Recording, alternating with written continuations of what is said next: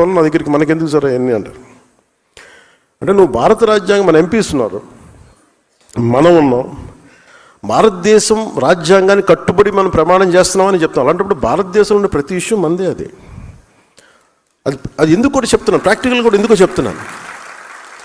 అంటే ఉదాహరణకి అంటే నేను ఇదేదో ఒక చప్పట్లు కొట్టించుకోవడానికి లేదంటే basically we have to understand this part.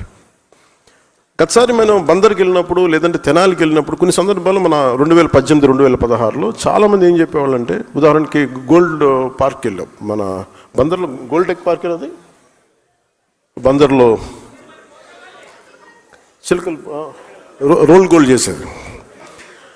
అలాంటి చోట్ల వాళ్ళు ఏమంటారంటే, ఉదాహరణకి మనకి తెనాల నుంచి వీళ్ళందరూ వచ్చాయి కూడా చాలామంది స్వర్ణకారులు వెస్ట్ బెంగాల్ నుంచి చాలా చీప్ లేబర్ వచ్చేస్తున్నారు సార్, మాకు ఉద్యోగాలు పోతున్నాయి, మాకు ఇదివరకు లభించినందుకు ఉపాధి రావట్లేదు.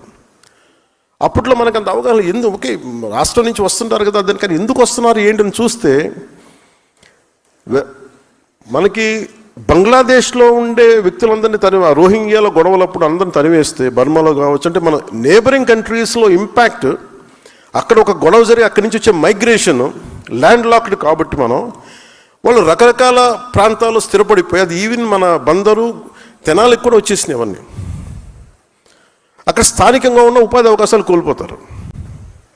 సో అందుకే అలాగే మీరు ఏ సమస్యని తీసుకోండి, ఉదాహరణకి ఇప్పుడు యుక్రెయిన్ వార్ జరుగుతుంది, మనకు సంబంధం ఏంటని అనుకోవద్దు. సడన్గా మన యూరియా పెరిగిపోయింది ధర అంటే యుక్రెయిన్ వార్ వల్ల. అంటే ఇది ఎందుకు చెప్తానంటే, సామాన్య ప్రజానీకానికి ఇది అవసరం లేదు, కానీ యాజ్ ఎ పొలిటికల్ లీడర్స్ మీకు అవగాహన ఉన్నదానికి, మీకు ఇది అవగాహన లేకపోతే అంతర్జాతీయ సమస్యల మీద, స్థానిక సమస్యల మీద మీరు బలంగా మాట్లాడాలి. ఎందుకు నేను ఇది మాట్లాడుతున్నాను, మేము ఇందుకోసం మాట్లాడుతున్నాను అని బలంగా చెప్పడానికి మీకు ఆ అవగాహన ఉంటుంది. అందుకు నేను చెప్తాను.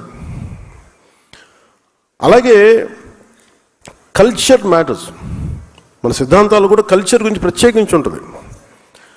భాషా యాసల్ని గౌరవించకపోతే, సంస్కృతిని గౌరవించకపోతే చాలా గొడవలు వచ్చేస్తాయి. ఒక్కొక్క 60-70 కిలోమీటర్లు మన ఉత్తరాంధ్రలో ఒక యాస ఉంటుంది, దాన్ని వెటకారం చేయడానికి కుదరదు. అది ఆ భాషతో యాస తాలూకు అందం అది.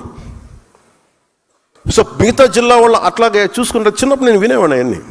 సో అందుకని ఈ భాషా సంస్కృతుల్ని కాపాడకపోతే, గౌరవించ